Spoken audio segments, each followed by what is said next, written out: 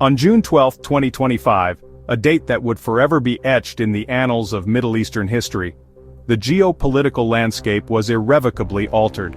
The simmering, decades-long covert conflict between Israel and Iran, a shadow war fought in the murky depths of espionage and proxy battles, finally exploded into open war. The world held its breath as the region teetered on the brink of all-out conflict.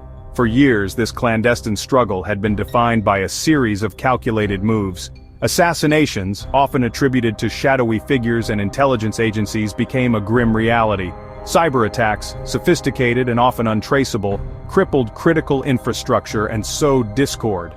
And industrial sabotage, targeting key facilities and economic assets, defined their bitter rivalry, a constant game of cat and mouse played on a global stage. But that Thursday, the rules of engagement changed irrevocably. Israel launched Operation Rising Lion, a sweeping and meticulously planned air campaign that targeted strategic locations across Iran. This was no limited strike, no mere pinprick intended to send a message. It was a massive, coordinated assault, a display of military might designed to cripple Iran's capabilities. The targets were carefully selected: Iran's most sensitive military and nuclear assets, the crown jewels of its defense infrastructure. The operation marked a historic escalation, a point of no return in the long and fraught relationship between the two nations. It was the definitive end to decades of shadow warfare, the culmination of years of covert operations and proxy conflicts, and it plunged the already volatile region into direct conflict, a dangerous gamble with potentially catastrophic consequences. Years of failed diplomacy, countless attempts to de-escalate tensions and find common ground, had ultimately proven futile. And Iran's accelerating nuclear program, its relentless pursuit of nuclear capabilities, had pushed Israel to the brink. Faced with what they perceived as an imminent threat, Israel's hand was forced. Israeli leaders saw the threat as existential, a direct challenge to their nation's survival and security. The situation, in their view, was demanding a decisive response, a bold and unwavering action to neutralize the perceived danger. Operation Rising Lion aimed with laser-like precision to fundamentally reset the strategic balance in the Middle East, to alter the power dynamics that had defined the region for decades. Its primary objective was to dismantle Iran's nuclear ambitions, to cripple its nuclear program, and prevent it from acquiring nuclear weapons. The world watched in shock and disbelief as news of the Israeli operation spread like wildfire across the globe. Explosions lit up Iranian cities, illuminating the night sky with the terrifying glow of war. This signaled a new era of open hostility, a dangerous and unpredictable chapter in the history of the Middle East. The scale and audacity of the operation, its sheer scope and ambition, sent a clear and unmistakable message to Iran and the rest of the world. Israel would risk regional war, a conflict that could engulf the entire Middle East, to eliminate the nuclear threat, to prevent Iran from acquiring the ultimate weapon. The shadow war was over, relegated to the history books. The consequences of this bold and unprecedented move would irrevocably reshape the Middle East, ushering in a new era of uncertainty and instability. In the following scenes, we'll break down the operation in detail, examining its targets, the key figures lost in the conflict, and the far-reaching global fallout that followed.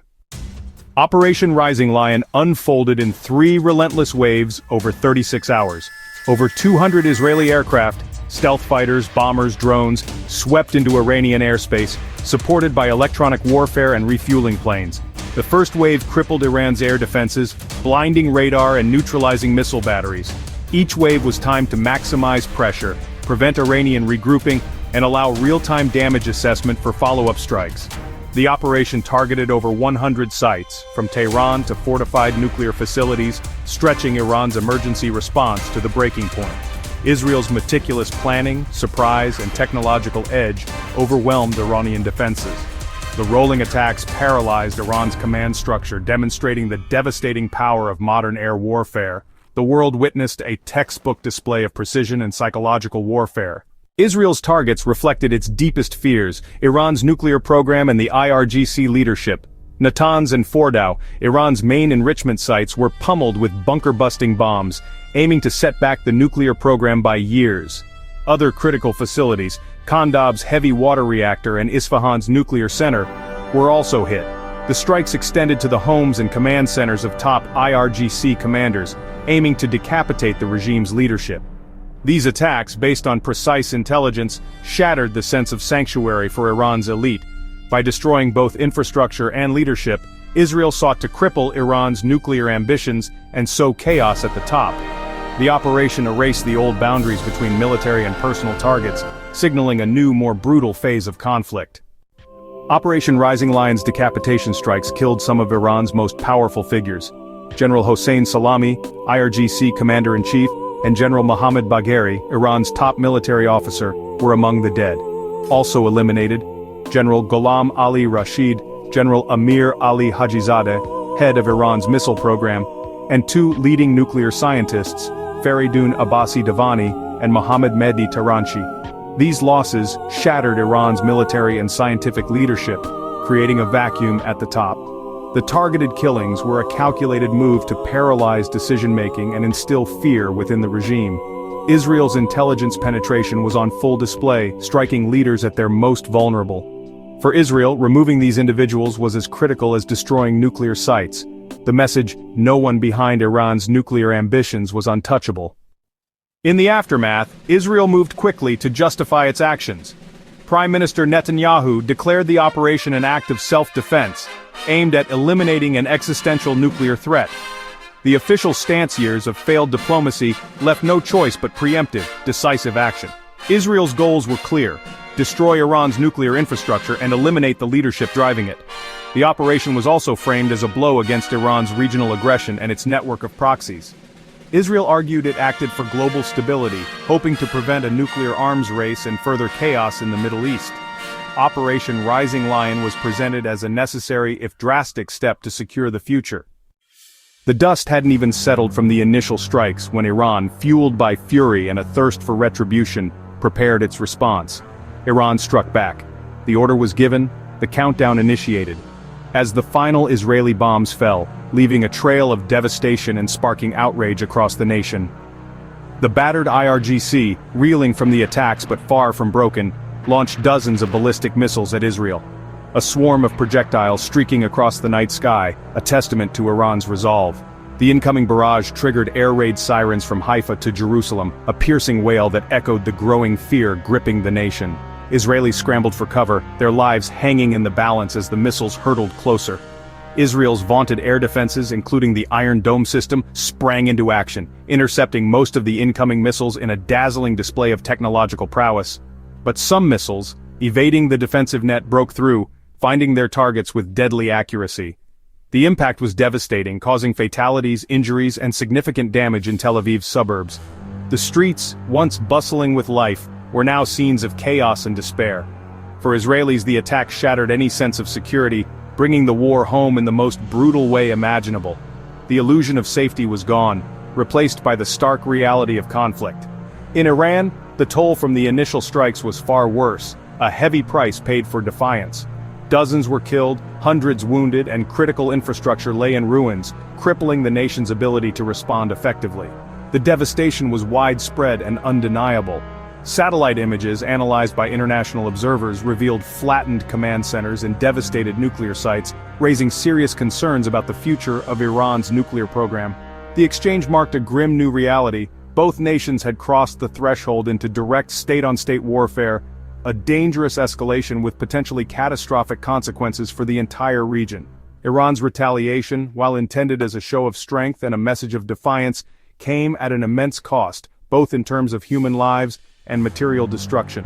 The conflict was now deeply entrenched, with any hope of de-escalation slipping further and further out of reach, replaced by a growing sense of inevitability and dread. The path to peace seemed increasingly distant. Mossad's intelligence work was the backbone of Operation Rising Lion. Months of clandestine operations inside Iran provided the granular detail needed for surgical strikes. Mossad operatives sabotaged air defenses from within, creating blind spots just before the first jets arrived. Human sources, electronic surveillance, and drones pinpointed over 100 targets, including secret bunkers and commanders' homes. Real-time intelligence allowed Israeli commanders to adjust strikes on the fly, maximizing impact. Mossad's deep penetration enabled the decapitation of Iran's leadership and the destruction of its nuclear infrastructure. The operation showcased a seamless fusion of spycraft and air power. Few nations could match this level of intelligence-driven warfare. Operation Rising Lion marked a definitive turning point. It effectively ended the long-standing era of shadow war, a period characterized by clandestine operations and proxy conflicts between Israel and Iran. This operation served as a clear signal, ushering in a new, more overt phase of engagement. For years, the region had been a hotbed of covert attacks, each side carefully calibrating its actions to remain below the threshold of acknowledged warfare. These deniable operations, often shrouded in secrecy and ambiguity, allowed both nations to pursue their strategic objectives without triggering a full-scale conflict. But now, that era has passed. The covert actions have given way to open, conventional warfare, a stark departure from the previous norms. Israel's public acknowledgement of the strikes represents a significant shift in strategy, a willingness to operate without the veil of secrecy. This open admission shattered the old rules of plausible deniability, fundamentally altering the dynamics of the conflict. The implications are far-reaching. The risks are now higher, the stakes have been raised considerably. Every action is now a direct act of war, demanding a direct and immediate response. The margin for error has shrunk, and the potential for miscalculation has increased. Israel now faces the very real possibility of direct retaliation, requiring a heightened state of alert and robust defense systems. Simultaneously, Iran must urgently rethink its defenses, reassess its strategic vulnerabilities, and carefully consider its appetite for further escalation in this increasingly dangerous environment. The conflict is now transparent, volatile, and prone to rapid escalation, making it more unpredictable and potentially devastating. Regional proxies like Hezbollah, long supported by Iran, and the Houthis in Yemen, are now viewed with increased scrutiny, seen as direct extensions of Tehran's influence and power projection. This raises the risk of a multi-front war, a scenario where multiple actors engage in coordinated attacks across different theaters of operation. The days of deniable skirmishes, of operating in the shadows, are definitively over. The Middle East now faces a new, far more dangerous strategic environment, one characterized by open hostility and the ever-present threat of direct confrontation. The shadow war is history. Open conflict, with all its inherent risks and uncertainties, is the new reality. The strike sent shockwaves through the global diplomatic community.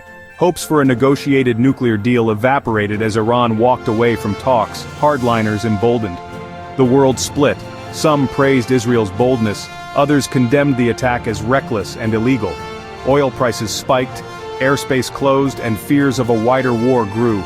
Israel vowed to keep targeting Iran's military capabilities. Iran threatened further revenge, including proxy attacks. Each act of retaliation risks spiraling into a regional war with global consequences. Operation Rising Lion achieved its immediate goals, but left the Middle East on the brink of catastrophe.